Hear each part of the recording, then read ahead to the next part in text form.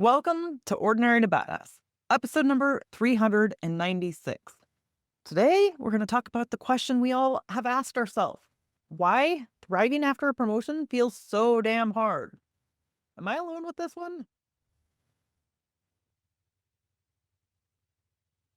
80% of you said thriving after a promotion is harder because there's no roadmap or training.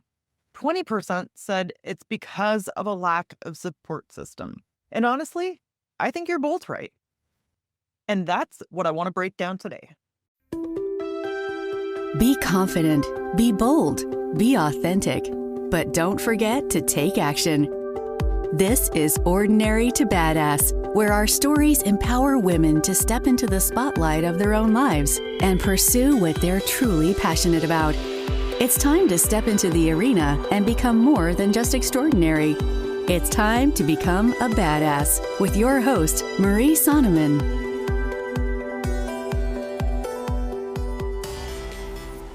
Welcome to Ordinary to Badass, the podcast that shares stories and strategies to help women lead louder in rooms that weren't built for them. Okay, I was literally camping when I asked this question on Instagram, and the responses blew me away. Maybe it was just being outside in the forest air around the campfire when I started to think, what if the hardest part of a promotion isn't the actual promotion? It's not actually getting the job. It's figuring out how to survive once you have it. And I wanted to talk to you about this because I think that so many women are feeling this. You want to do good. You want to make a difference. And yet you catch yourself wondering, what if I'm not doing this right? Here's the truth. The fact that you're even asking that question means you're exactly where you need to be. You're exactly the kind of leader that this world needs more of. Those doubts, they are not proof that you're unqualified. They are proof that you care. Proof that you're willing to see where you fall short and then improve, adjust, tweak. That is badass. Not everyone is willing to look in the mirror and ask themselves those hard questions, but you are. And that is what makes you powerful. That is what makes you the kind of leader that we need more of. Okay, let's dive in to this part where we fear we don't have a roadmap or we don't have training. That's what 80% of you said. And I get it. A lot of times it's like, okay, here's the keys to the kingdom. Figure it out. I've been there. And it's terrifying. It's like you want to do a good job. You want to make a difference. You want to help or make changes or help the people that you supervise thrive, but nobody's showing you what to do. And there's a good likelihood if you're a woman working in a predominantly male industry, somebody might be there to show you, but they don't lead the way you lead. They don't lead the way you want to lead, right? They just do it differently. That might be okay for them, but if it doesn't feel good to you, then it's like, well, why do I want to learn that way if it doesn't feel right to me? So it can be frustrating, but I know a lot of times there's just not the staffing, there's just not the time, or somebody ups and quits and they just need somebody to fill in the spot so you don't get the training. That is not your fault. If you don't get training, that's not your fault. So don't make it a personal attack or a personal failure if you don't get it right. You're learning. And I try to remind myself, if I'm failing, that means I'm learning. That means I'm growing. That means I'm stepping out of my comfort zone. Why is it that we think that kids, like, they should be okay with failure? It's okay if they don't know how to learn or they don't know how to ride a bike. Get back up, try again. But then we magically think that all goes away as an adult, that we shouldn't have failures, that we shouldn't have to grow and adjust and pick ourselves back up. We do. And it's okay. It's part of life. I think it's actually a good thing. Not always easy to feel that in the moment, though. I'll tell you that. So I have to tell you, there have been several times, actually, probably every promotion I've ever gotten. Nobody really trained me, or the people that were assigned to train me didn't really. They wouldn't answer my phone calls. They wouldn't really answer my questions. I don't think it was any malice, but they were just old and grumpy and didn't have a passion to do the job. But no, they just didn't have a passion to do it. They weren't excited. So I'd literally be like, okay, what would a fill in the job title do? Like, what would a detective do? What would a detective sergeant do? What would a lieutenant do? Right? I had to fill in those myself and just come up with the best answers that I could because there wasn't necessarily somebody to ask or to answer those questions. And then here's the thing, I got moved into units that I had never been in myself. So here I am asked to supervise people when I had never been in that unit. I knew nothing about it. And that can feel intimidating as all get out. And here's the thing, I didn't have any formal training. You don't have to have any training.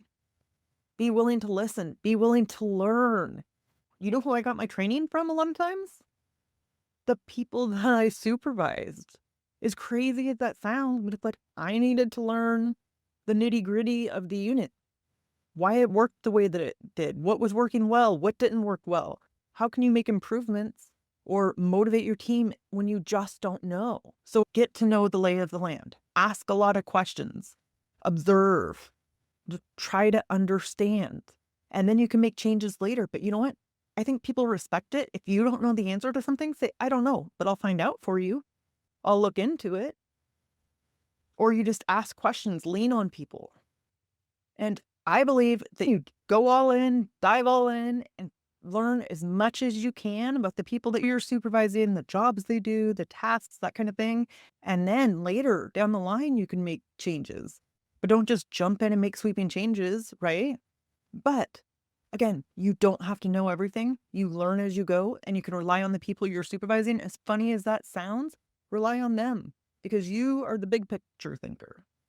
You're looking at how to get results and how to improve processes, right? But not necessarily, you don't need to get in the weeds. Like, yeah, I like to know what they're doing, but I don't have to know all the nitty gritty of it.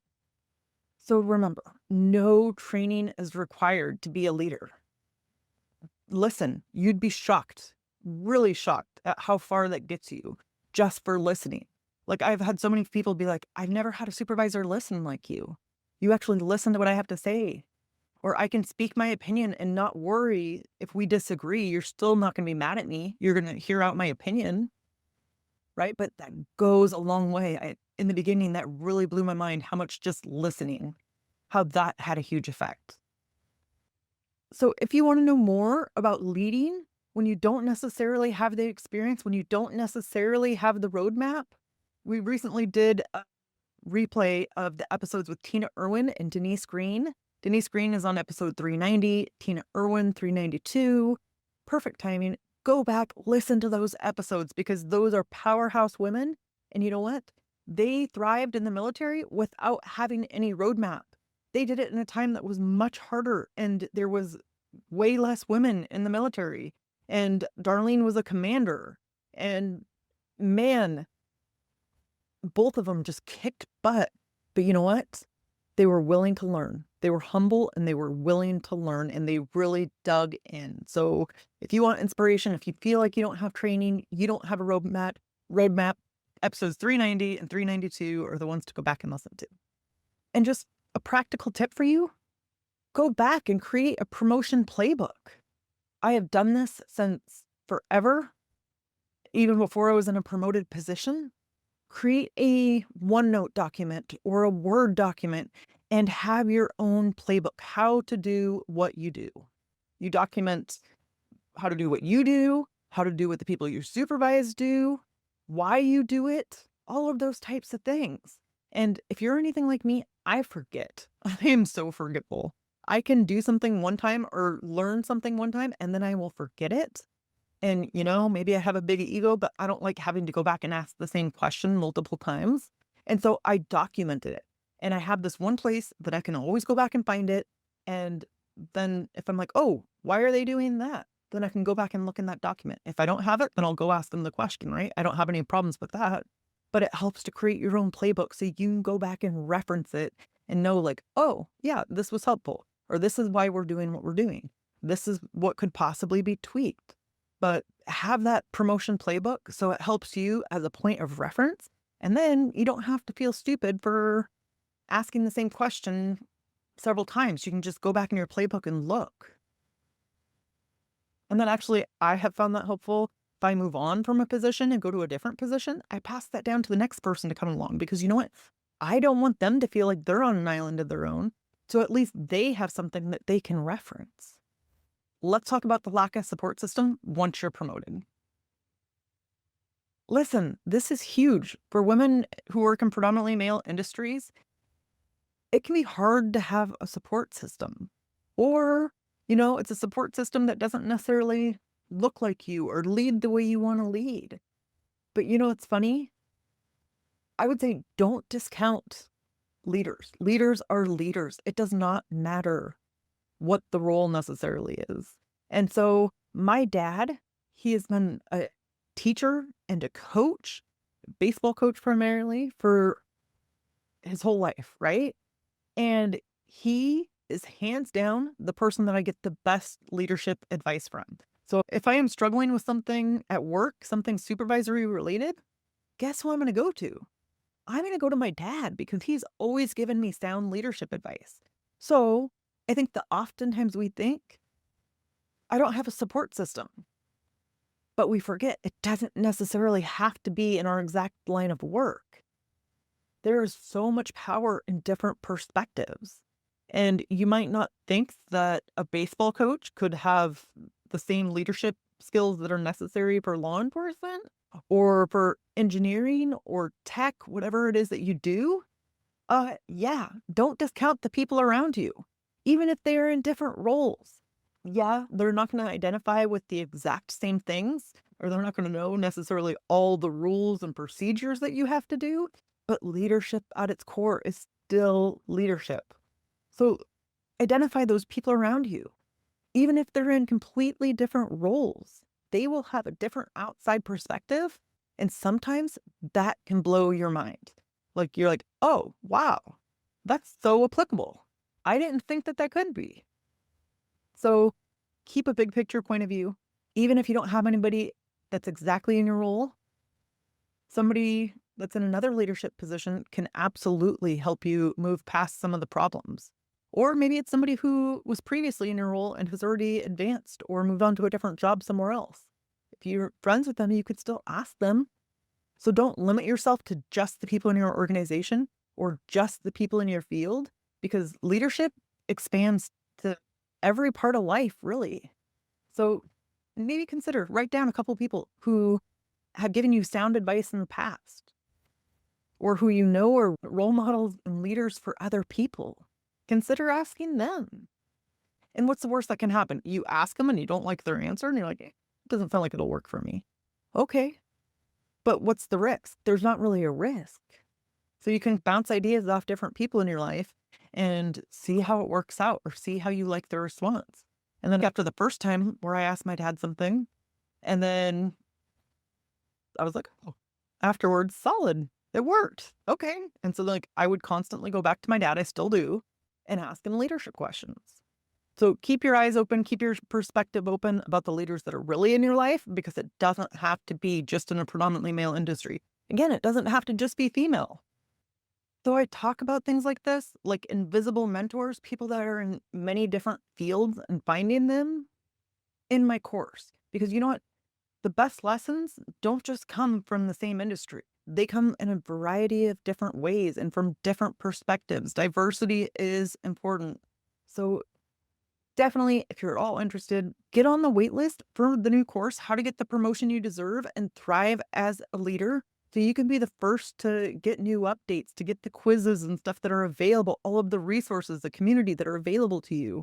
ordinarytobadass.com/promotion-waitlist. Get on that today so you can be the first to find out when doors open and all of the bonuses and goodies. And also so you can find a community of badass women just like you who are getting the promotions or thriving in leadership. Helps so much having other people who can help you get through it, people that have been through it or going through the same thing as you. So here's my challenge for you today. I want you to identify one area where you've been waiting for permission, for training, or to have the perfect plan before acting. And I want you to take one imperfect step forward this week. You don't have to get it just right. You don't have to know exactly how to do it. take one step and figure it out as you go. Take one more step the next week and one more step the next week. That is all I ask. My friend Mike Bechtel, who was on this podcast before, was like, you don't have to take a running leap over your comfort zone. All you have to do is like dip one little toe over the edge. So that's what I'm asking you to do this week. Just put one little toe over the edge and take one imperfect step. That's how we grow. And a mindset or affirmation for this week is, I don't need a roadmap to lead. I can build the damn road. I'm going to say it again. I don't need a roadmap to lead. I can build the damn road. And remember, if this hits home, get on the wait list for the course, How to Get the Promotion You Deserve and Thrive as a Leader. It's your step-by-step guide to building confidence, strategy, and support in leadership without losing yourself. ordinarytobadass.com/promotion-waitlist. Get on it today. If you love this episode, I'd be honored if you shared it with the woman who is done being overlooked or who you see potential in and you want her to take action as a leader. We're not just building seats at the table, we're building our own damn rooms. Until next time, keep showing up, keep speaking up, and never ever shrink for a seat at the table. You were born to build it.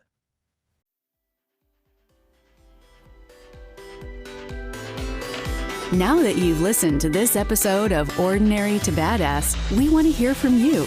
Go to our website, ordinarytobadass.com/podcast, and submit your own experience on how you took your life from ordinary to badass and get the chance to be on a future spotlight episode of the show.